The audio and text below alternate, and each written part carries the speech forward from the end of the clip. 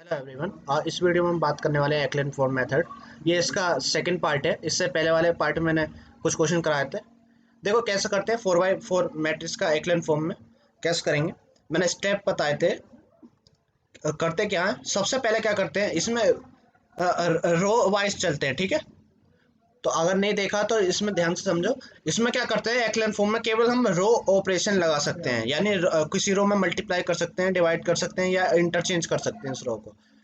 लेकिन लेकिन अब क्या कर उसके अलावा हम क्या करते हैं, एक्लन फॉर्म का मतलब हम क्या करते हैं, हर एक रो में बस एक बार जाना, एक रो में एक बार जाना, और उस रो में जो पहला नॉन जीरो एलिमेंट मिलेगा उसके नीचे के सभी मुझे क्या करने होंगे, जीरो बनाने होंगे, ठीक है।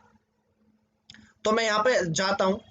यहाँ पे देखो, ये यहाँ पे क्या मिल रहा है, मुझे नॉन जीरो मिल रहा है। तो मैं क्या करता हूँ, यहाँ पे पहला पहला एलिमेंट जो होना चाहिए मेरा क्या होना चाहिए, नॉन जीरो होना चाहिए। यहाँ पे मैं क्या करूँगा, इन दोनों को इंटरचेंज कर लेता हूँ। चलो इंटरचेंज करते हैं। इंटरचेंज कर दो किसको, यहाँ पे ये वन आ जाएगा, वन की जगह जीरो, ठीक है। मैं क्या करूँगा, आर वन और आर टू को क्या कर दूंगा, इंटरचेंज कर दूंगा। पहला एलिमेंट मुझे नॉन जीरो चाहिए, तो यहाँ पे क्या आ जाएगा मेरा, रो वन जीरो वन वन। मैंने रो वन और टू को इंटरचेंज कर दिया, जीरो वन माइनस थ्री, और ये तीन, बाकी का एज इट इज रखना, one one minus two zero. अब देखो क्या करना, यहाँ पे देखो ध्यान से, हमारा नॉन जीरो मिल गया। मैं क्या करूंगा, उसके नीचे जितने भी होंगे सबको जीरो बनाना है मुझे। तो नीचे ये जीरो तो ऑलरेडी जीरो, थ्री को जीरो बनाना है, वन को जीरो बनाना है।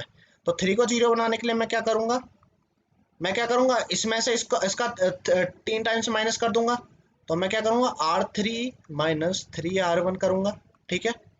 और इसको तो वन माइनस वन यानी आर फोर, तो आसान है, R four minus R one कर दूंगा। तो मुझे जो मिल जाएगा, यहाँ पे क्या मिल जाएगा, यहाँ पे जो मिल जाएगा मुझे,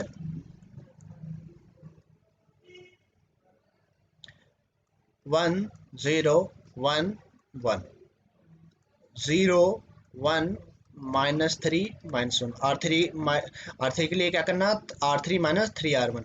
तो तीन में से तीन गए तो यहाँ पे आया जीरो, ये वन, और उसका तीन गुना करेंगे तो जीरो का वन ही रह जाएगा। यहाँ पे जीरो, इसका हो गया ये तीन, जीरो माइनस तीन गए तो माइनस का तीन, ये हो गया दो, ये हो गया तीन, तो दो में से तीन गए तो माइनस का एक।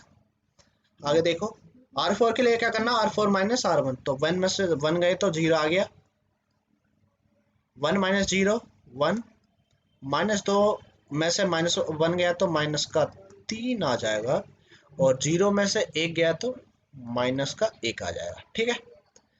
तो आर वन का काम खत्म हो गया। अब मैं क्या, किस में जाऊंगा, आर टू में जाऊंगा। चलो आर टू में चलते हैं। आर टू में पहला नॉन जीरो कहाँ पे मिला, आर टू में नॉन जीरो कहाँ पे मिला, ये मिल गया मुझे। तो मैं इसके नीचे के सारे जीरो बनाऊंगा, ठीक है। एक तरह से अपर ट्रायंगल मैट्रिक्स बनाना है। तो वन मुझे मिल गया, इसके यहाँ पे नॉन जीरो मिल गया, तो मुझे कौन किस किस को जीरो बनाना है, इस वाले वन को और इस वाले वन को। तो मैं क्या करूंगा, एक तो आर थ्री में है वो, आर थ्री वाले को जीरो बनाओ। तो वन माइनस वन यानी मैं क्या कर सकता हूँ, R three minus R two कर सकता हूँ।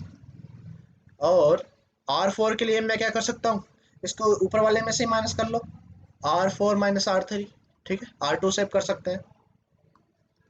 तो यहाँ पे मुझे क्या मिल गया, one zero one one zero one minus तीन माइनस एक, तो ये हो गया जीरो, ये भी zero, one minus one, minus तीन में से माइनस तीन गया तो जीरो हो जाएगा, माइनस माइनस ये जीरो आ जाएगा, और ये आ जाएगा zero minus zero, one minus one zero, zero zero, ठीक है। नेक्स्ट मेरा टारगेट था आर थ्री में जाना। आर थ्री में मैं गया, लेकिन मुझे तो कहीं पर भी क्या नहीं मिला, नॉन जीरो नहीं मिला।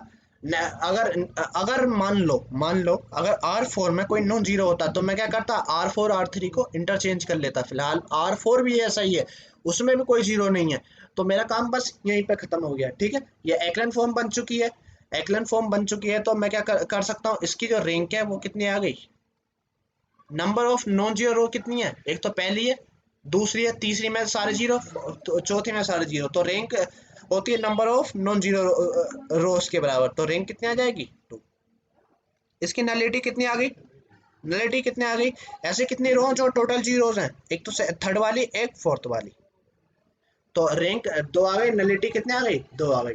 इस तरह से 4x4 की देखो एक्लन फॉर्म काफी आसान रहती है मतलब उस पर वर्क करना, एक रो में एक बार जाना पड़ता है हमें बस। बाकी का और देखोगे नॉर्मल फॉर्म, तो उसमें बहुत ज़्यादा वर्क करना पड़ता है। अब जो हम करेंगे सिस्टम ऑफ लीनियर इक्वेशन को सोल्व, तो मैं उसमें एक्लन फॉर्म एंड डिटरमिनेंट ही लगाने वाला हूँ, इसके अलावा कुछ नहीं लगाने वाला, ठीक है, नॉर्मल फॉर्म से मैं कुछ नहीं करूँगा। फिलहाल इस वीडियो में इतना ही। ओके, थैंक यू, मिलते हैं नेक्स्ट वीडियो में।